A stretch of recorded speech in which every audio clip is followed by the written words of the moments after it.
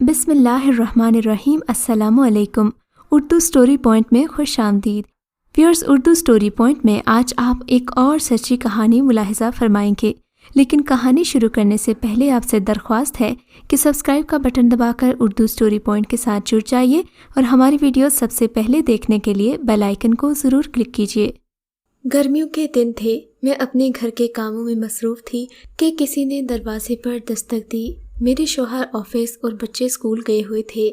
चौकीदार को मैंने किसी काम से भेजा हुआ था।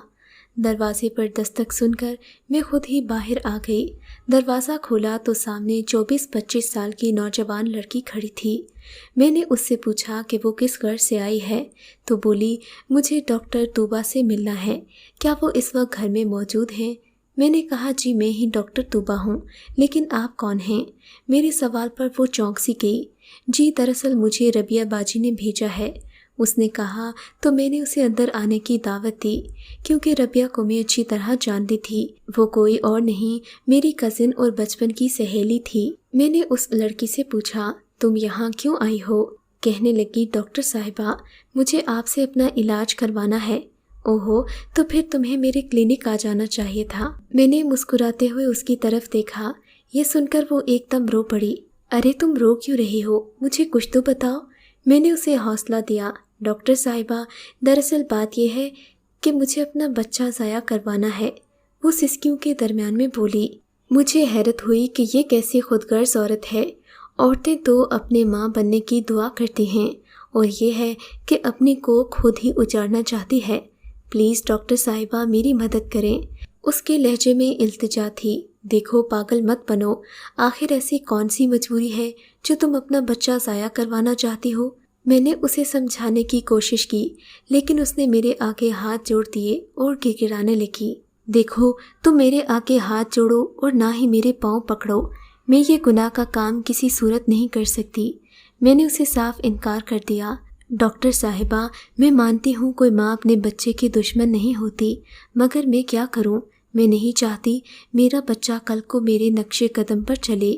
ये कहकर वो ज़ारो कतार रोने लगी। क्या मतलब है तुम्हारा? उसकी बात सुनकर मैं बुरी तरह चौंकी। वो मुसलसल रोई जा रही थी।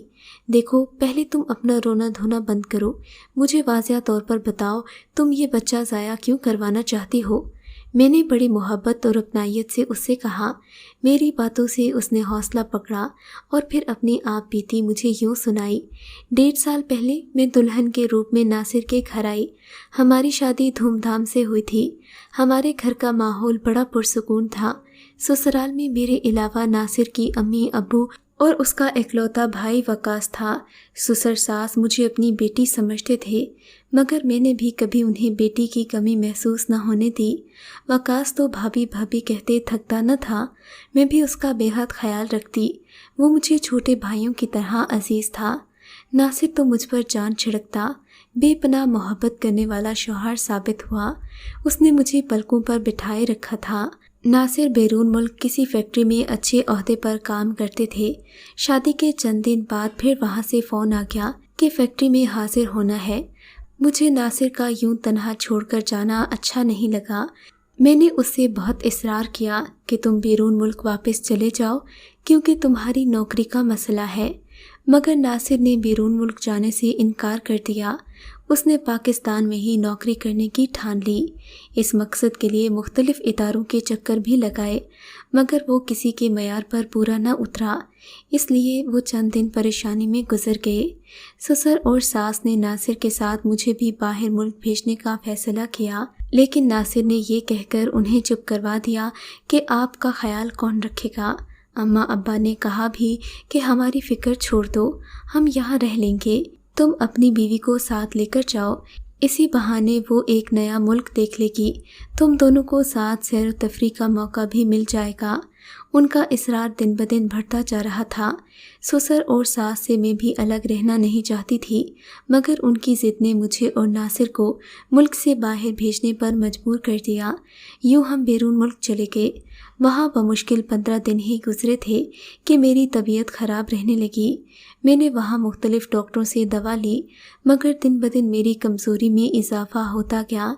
इसलिए मैं पाकिस्तान आने पर मजबूर हो गई। میں نے یہاں آ کر اپنا علاج کروایا، چند دوائیں لیں، چند ہی دنوں میں میری طبیعت بہتر ہو گئی۔ وہ سردیوں کے دن تھے، ہمارے گھر میں 3 کمرے تھے، اس میں ایک کمرہ وقاص کا تھا، دوسرے میں امی اور ابو رہتے تھے، باقی تیسرے کمرے میں ضروری سامان تھا۔ پہلے چند دن میں نے خوشی سے گزارے، پھر مجھے ناصر کی کمی محسوس ہونے لگی۔ دن تو جیسے تیسے گزر جاتا، مگر رات کی تنہائی سانپ بن کر مجھے ڈستی تھی۔ رات کی اداسی مجھے شوہر کی یاد دلاتی۔ ایک دن مجھ پر شیطان حاوی ہو گیا، میں خود پر قابو نہیں رکھ پائی۔ میں نے امی ابو کی طرف دیکھا، وہ گہری نیند سوئے ہوئے تھے۔ میں اس کمرے سے دبے پاؤں باہر نکلی اور سیدھا وقاص کے کمرے کی طرف بڑھ گئی۔ اس کے کمرے کا دروازہ کھلا ہوا تھا۔ اس وقت وہ کسی سے فون پر باتیں کر رہا تھا۔ اس نے مجھے دیکھتے ہی رابطہ منقطع کر دیا۔ بھابی، آپ خیریت تو ہے نا؟ وقاص نے چونکتے ہوئے مجھ سے پوچھا۔ مجھے ڈر لگ رہا ہے وقاص، میں نے بڑی معصومیت سے کہا۔ آپ بیٹھے بھابی، میں امی کو جگا کر لاتا ہوں۔ اس نے بڑے بھول پن سے کہا۔ نہیں، اس کی ضرورت نہیں، امی کی نیند خراب مت کرو، ان کی نیند تو پہلے ہی خراب ہے۔ میں نے بات بنائی۔ چلو ٹھیک ہے بھابی، میں آپ کے لیے پانی لاتا ہوں، وقاص نے کہا اور اٹھ کھڑا ہوا۔ میں اسی وقت اسے بازو سے پکڑ کر اپنی طرف کھینچنا چاہ رہی تھی کہ اس نے میرے تیور دیکھ لیے۔ وہ چلاتے ہوئے بولا، بھابی یہ کیا بدتمیزی ہے؟ آپ کو شرم آنی چاہیے، میں آپ کے بھائی جیسا دیور ہوں۔ اس نے تو اب باقاعدہ احتجاج شروع کر دیا۔ ارے احمق، میں خود تمہارے پاس چل کر آئی ہوں، اگر میں واپس چلی گئی تو تم پچھتاوے کی آگ میں جلتے رہو گے۔ میرے اس جملے نے اس کے اندر کے شیطان کو جگا دیا۔ پھر تو ہم نے شرم و حیا کی ہر حد پار کر دی۔ اس نے بھی اپنے والہانہ پن کا اظہار کیا اور گناہ کبیرہ کو گلے لگا لیا۔ پھر اس رات کے بعد یہ میرا معمول بن گیا۔ رات کے 2 پہر گزرنے کے بعد میں وقاص کے کمرے میں چلی جاتی اور صبح ہونے سے پہلے اپنے کمرے میں واپس آ جاتی۔ اس پر مجھے ذرا بھی شرمندگی نہیں ہوئی۔ پھر ایک روز وقاص نے مجھ سے کہا کہ وہ مجھ سے شادی کرنا چاہتا ہے، کیونکہ اب ہمارا ایک دوسرے کے بغیر رہنا مشکل تھا۔ اسے بھی میری محبت کی عادت پڑ چکی تھی۔ میں نے کہا، یہ کیسے ممکن ہے کہ میں تم سے شادی کر لوں؟ آپ بھائی جان سے طلاق لے لیں، پھر ہم یہ گھر چھوڑ کر ایسی جگہ جائیں گے جہاں ہمارا کوئی اپنا نہیں ہوگا۔ وقاص نے ایک فیصلہ کن لہجے میں کہا تھا۔ یہ سچ ہے، میں بھی اسے دل میں بہت چاہنے لگی تھی، وہ بھی میرے دل کے پاتال میں اتر گیا تھا، مگر میں تو صرف اسے اپنی ہوس کی وجہ سے چاہتی تھی، جبکہ وہ بیچارہ میرے لیے بے چین رہتا۔ جب میں اسے محبت سے بات کرتی تب جا کر اسے سکون ملتا۔ ہماری اس شیطانی کارستانی میں اب بڑی شدت آ گئی۔ میری جانب اس کا لگاؤ دن بدن بڑھتا جا رہا تھا۔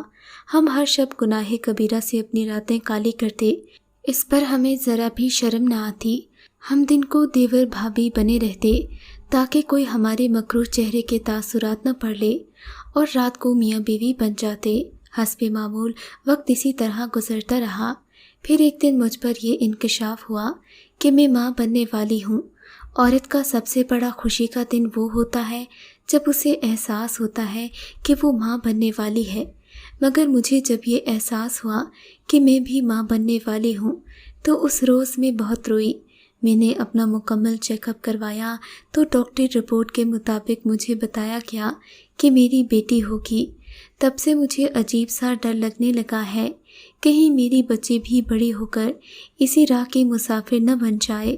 میں اکثر راتوں کو اٹھ اٹھ کر خدا کے آگے گڑ گڑاتی ہوں، اپنے گناہوں کی معافی بھی مانگتی ہوں۔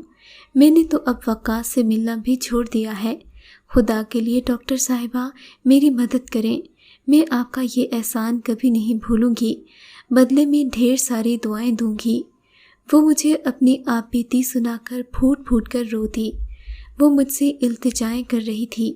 تم ربیہ کو جانتی ہو؟ میں نے اس سے پوچھا۔ جی، ربیہ باجی میری پڑوسن ہے، ہمارے درمیان گہری دوستی ہے، ہم دل کی ہر بات ایک دوسرے سے کرتے ہیں۔ میں نے اپنا بچہ ضائع کروانے کی بات کی، اس نے مجھے بڑی امید کے ساتھ آپ کے پاس بھیجا ہے۔ خدا کے لیے میری مدد کرے، میں آپ کے پاس بڑی امید لے کر آئی ہوں۔ یہ کہہ کر اس کی آنکھوں سے آنسوں کی برسات جاری ہو گئی۔ میں خاموش ہو گئی اور سوچوں کے سمندر میں ڈوب گئی کہ کہیں اس کی مدد کر کے میں ایک معصوم روح کی قاتل نہ بن جاؤں۔ مجھے کچھ سمجھ میں نہ آ رہا تھا کہ میں کیا کروں۔ میری خاموشی طول پکڑتی جا رہی تھی۔ اس نے میرے پاؤں پکڑ کر میری خاموشی توڑ دی۔ روتے ہوئے بولی، ڈاکٹرنی صاحبہ، ایک مرتبہ میری مدد کرو۔ چلو ٹھیک ہے، تم کل آنا، میں تمہارے لیے کچھ سوچتی ہوں۔ میں نے اسے دلاسا دیا اور وقتی طور پر اسے ٹال دیا۔ اس کے جانے کے بعد میں بے قرار رہی۔ اتنے میں ظہر کا وقت ہو گیا۔